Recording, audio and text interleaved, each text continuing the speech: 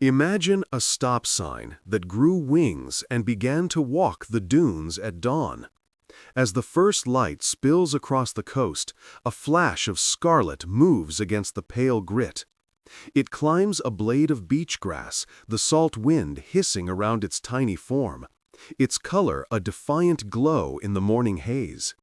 This is the red net-winged beetle, a soft-bodied member of the family Lycidae, and its blazing color is not a decoration. It is an honest, unambiguous warning. This beetle moves with a slow, deliberate confidence, seemingly unconcerned by the dangers of the open sand. And for good reason. One curious peck from a gull or a quick strike from a hungry lizard delivers a lesson in bitter chemistry. The beetle's body is laced with noxious compounds, a taste so foul that most predators will never try again. The color is a promise of that unpleasant experience, a universal signal that says, "Do not eat me." Red means no. Its defense is so effective, it doesn't need speed or camouflage. It needs only to be seen. But look closer at its form. The wing covers, known as elytra, are not the hard, shell-like armor of other beetles. They are a marvel of lightweight engineering. A lattice of raised ridges creates a netted pattern, adding structural strength without adding weight, and helping the abrasive dune sand slide away. This keeps the beetle light and mobile, its body flexible for its unhurried steps. As the dawn sun warms its body, it might ride a gentle breeze, lifting off in a lazy, bobbile arc, its comb-like antennae sampling the air for the faintest hints of a mate or the sweet reward of plant exudates. This bold advertisement is so successful, it has inspired a legion of imitators. Here on the dunes, that flash of red is part of a complex language of survival, and the red net-winged beetle is the one who wrote the dictionary. Other more harmless insects have adopted its colors as their own. A longhorn beetle, rust orange in the same morning light, echoes the net-winged beetle's palette. A delicate day-flying moth flits past, dressed in the same uniform of red and black. This is a mimicry ring, a club where membership is granted by appearance. Predators that learn the hard lesson from one member will avoid the entire group, treating them all as a bad bet. Some of these mimics are also unpalatable, reinforcing the signal. Others are simply freeloaders, borrowing the fearsome reputation without paying the chemical price. The result is a dune community where bright color means trouble, a shared defense that protects the many at the cost of a few unfortunate encounters. The design of this tiny creature is a masterclass in efficiency. The netted elytra that broadcast its warning also serve a dual purpose. They are supple and forgiving, hinging upward without cracking to free the delicate hindwings for flight. This allows for a slow, controlled launch, a daylight display that reinforces the message, "I taste awful, and I am not worth your effort." When a gust of wind strikes, the open lattice allows air to pass through, preventing the beetle from being flipped over like a sail. It's a design that modern engineers study for inspiration, chasing the same principles of lightweight, flexible protection for everything from advanced materials to safer wearable technology. But this vibrant, sunlit world is only one half of the story. The title of insect eater is truly earned in a hidden realm during a different stage of life. To find it, we must look beneath the surface. Underneath a piece of driftwood, where the sand is cool and damp root threads gleam, a different creature glides through the grit. This is the larva of the red net-winged beetle, flattened, dark, and armored. It is a shadow with jaws, a silent hunter in the undergrowth of the dunes. Here, in the cool seams of sand and decaying plant matter, it stalks its soft-bodied prey.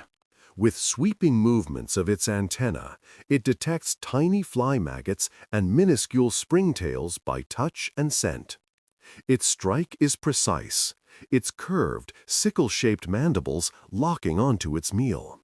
This long larval chapter is dedicated to growth, to storing the energy that will one day build wings and paint them scarlet. Its low, segmented body is perfectly adapted for this subterranean life.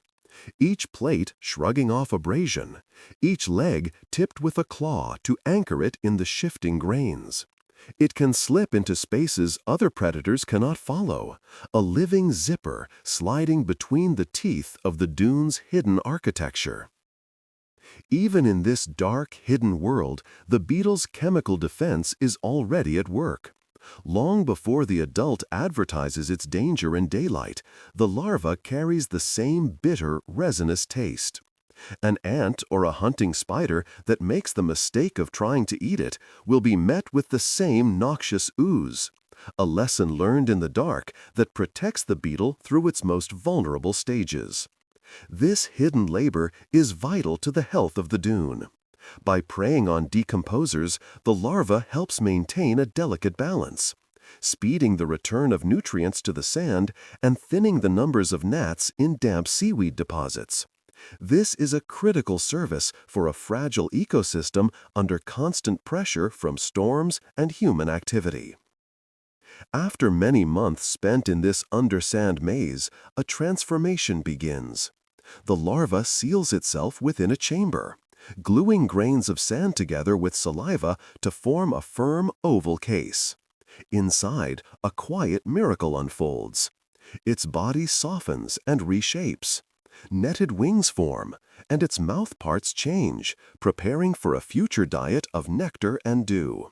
Finally, when the time is right, it will emerge, unzipping the dark to join the sunlit world above. In the late afternoon, as the light turns to amber, another drama plays out on the dune's crest. A male red net-winged beetle pauses, lifting his intricate combed antenna. Each tine is a specialized sensor, sifting the air for a single, invisible thread, the pheromone plume left by a female.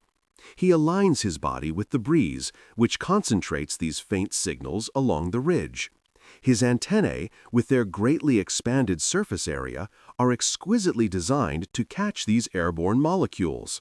He follows the scent, climbing, stopping, and adjusting his course as the signal strengthens.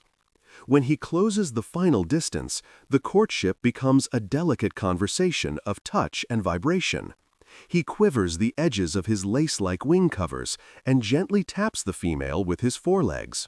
She stills in reply, her own antennae angled in acknowledgement. In a world crowded with mimics, this careful, tactile check ensures he has found the right partner. Their bright red color provides a shield of safety for this daylight dance, shouting, "Do not disturb," to any passing predators. They are cautious flyers, preferring to climb a blade of grass for a gliding, energy-efficient launch rather than a powerful takeoff from the sand. Every movement is measured, every ounce of energy conserved for the crucial tasks of survival and reproduction. This small scarlet beetle is more than just a vibrant inhabitant of the coast. It is a living barometer of the dune's health. Its presence tells us that the complex, hidden ecosystem beneath the sand is still functioning. The intricate web of mimicry it anchors reveals a healthy predator-prey dynamic.